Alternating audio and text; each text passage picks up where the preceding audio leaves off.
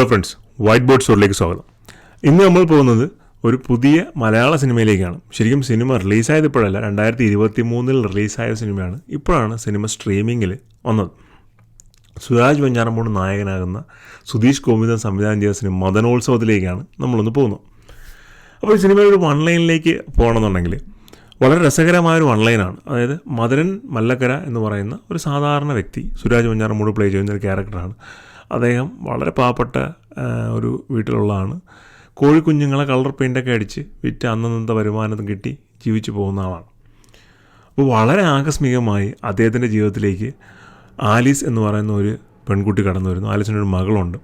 അപ്പോൾ ആലീസിൻ്റെ role handle ചെയ്തിരിക്കുന്നത് ഭാമ അരുണാണ്. അപ്പോൾ അദ്ദേഹത്തിൻ്റെ ജീവിതത്തിലേക്ക് ഈ ആലീസ് വരുന്നു. പിന്നീട് ആലീസ് വന്നതിന് ശേഷം വീണ്ടും അദ്ദേഹത്തിൻ്റെ ജീവിതത്തിൽ വലിയ വലിയ മാറ്റങ്ങൾ നടക്കുന്നു. അദ്ദേഹത്തിൻ്റെ പേരുമായി ബന്ധപ്പെട്ട് വലിയ വലിയ സംഭവങ്ങളൊക്കെ നടക്കുന്നു. ഞാനതിൻ്റെ കോർ കഥയിലോട്ടൊന്നും പോകുന്നില്ല, അതൊരു സസ്പെൻസാണ്. വളരെ രസകരമായിട്ടാണ് ഈ സിനിമയുടെ സ്ക്രിപ്റ്റ് എഴുതിയിരിക്കുന്നത്. രതീഷ് ബാലകൃഷ്ണ പൊതുവാൾ, നമ്മുടെ ആൻഡ്രോയിഡ് കുഞ്ഞപ്പൻ, എന്നത്തെ കേസോട് തുടങ്ങിയ സിനിമകളുടെ റൈറ്ററായ രതീഷ് ബാലകൃഷ്ണ പൊതുവാളാണ് ഈ സിനിമയുടെയും ഡയറക്ടർ. രസകരമായ സ്ക്രീൻസും പിന്നെ സ്ക്രീൻ പ്ലേയും സിറ്റുവേഷൻസും ഒക്കെ ഈ സിനിമയിൽ ഉടനീളം അദ്ദേഹം എഴുതിയിട്ടുണ്ട്.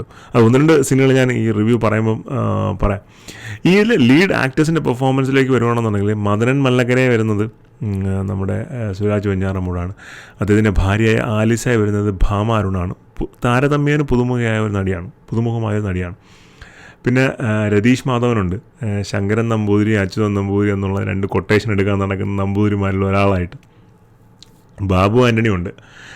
അപ്പോൾ അങ്ങനെ ഇതിൻ്റെ ലീഡ് കാസ്റ്റായിട്ട് വരുന്ന ആൾക്കാരുടെ എല്ലാം പെർഫോമൻസ് അടിപൊളി പെർഫോമൻസാണ്. അതാണ് ഈ സ്ക്രിപ്റ്റിൻ്റെ ഒരു ബലം കൂട്ടുന്നത്. സ്ക്രിപ്റ്റിൽ എഴുതി വച്ചിരിക്കുന്ന സീൻസൊക്കെ എലിവേറ്റ് ചെയ്യാനായിട്ട് ഇവരുടെ പെർഫോമൻസ് വളരെയധികം ഹെൽപ്പ് ചെയ്യുന്നുണ്ട്. വളരെ ഫണ്ണി ആയിട്ടുള്ള ഒരു കോമഡി എൻ്റർടൈനറാണ്. പക്ഷേ ഒരു ഡാർക്ക് കോമഡി നമുക്ക് പറയാൻ പറ്റില്ല. ഒരു പഞ്ചവടി പാലം ടൈപ്പൊക്കെ ഉള്ള ഒരു കോമഡി മൂവിയാണ്. ഒരു പൊളിറ്റിക്കൽ എലമെൻ്റൊക്കെ ഉണ്ട്. നമ്മുടെ കേരളത്തിൽ നടന്ന പൊളിറ്റിക്കൽ സംഭവങ്ങളെല്ലാം കോർത്തിണക്കി എഴുതിയിരിക്കുന്ന ഒരു കഥയാണിത്. പക്ഷെ വളരെ മനോഹരമായിട്ടാണ് ഇത് പ്രസൻറ്റ് ചെയ്യുന്നത്. നമുക്ക് ആ സിനിമ ഫുള്ള് കണ്ടു തീരുമ്പോൾ ഒരു ലൈറ്റ് ഹാർട്ടഡ് മൂവി കണ്ട ഒരു ഫീലിംഗ് നമുക്കുണ്ടാവും. എന്ന് വെച്ചാൽ ഒരുപാട് ചിന്തിക്കൊന്നും വേണ്ട, സിമ്പിളായിട്ടുള്ള കഥ, എന്നാൽ ക്യാരക്ടേഴ്സിൻ്റെ പെർഫോമൻസെല്ലാം അടിപൊളി. ചില സീൻസുകളൊക്കെ ഗംഭീരം സീനാണ്. അല്ല, ഒരു സീനെന്ന് പറഞ്ഞാൽ ഈ ശങ്കരൻ നമ്പൂതിരിയും പിന്നെ ഈ അച്യുതൻ നമ്പൂതിരി സഹോദരങ്ങളാണ്. അവർ കൊട്ടേഷൻ എടുക്കാൻ വേണ്ടി നടക്കുവാണ്.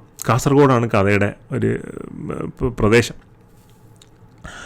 അപ്പോൾ ഈ സുരാജ് അവരെ വീട്ടിൽ വരുന്ന സമയത്ത് ഒരു ഇല്ലത്തിലുള്ളതാണ്. ഈ ഇല്ലം ഫുള്ള് പൊളിഞ്ഞ് രണ്ട് ഈർക്കിൽ കോലത്തിലുള്ള പിന്നെ നമ്പൂതിരിമാരാണ്. പ്രത്യേകിച്ച് അവിടെ ഒന്നും തന്നെയും പിന്നെ ഇല്ല. അപ്പോൾ കയറി വരുന്ന സമയത്ത് ഉടനെ മറ്റേ ആൾ കിണ്ടിയിൽ വെള്ളമൊക്കെ എടുത്ത് കൊടുക്കുകയാണ്, കാലൊക്കെ കഴുകിയിട്ട് കയറുമെന്നുള്ള രീതിയിൽ.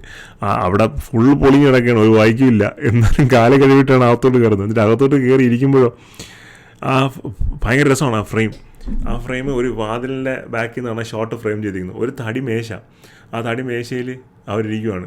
അപ്പോൾ കട്ടൻ ചായ മറ്റോ ആണ് കുടിക്കുമ്പോഴത്തേക്കും ഈ ഒരു നമ്പൂതിരി കഴിക്കും, ചക്കക്കുരു പുഴുങ്ങി വെച്ചിരിക്കുകയാണ്, കഴിക്കും എന്നുള്ള രീതിയിൽ 2 ചക്കക്കുരു ചുട്ടെടുത്തോ പുഴുങ്ങിയതോ മറ്റോ ആണ്, 2 എണ്ണം ഒരു ചെറിയ പാത്രത്തിൽ വച്ചിട്ടുണ്ട്.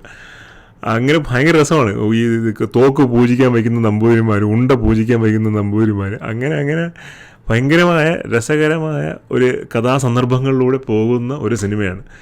നമുക്ക് തീർച്ചയായിട്ടും ഒരു നല്ല ലൈറ്റ് ഹാർട്ടഡ് ഒരു ഫണ്ണി മൂവി കാണണമെന്നുണ്ടെങ്കിൽ മദനോത്സവം ഒരു പെർഫെക്റ്റ് ചോയ്സ്.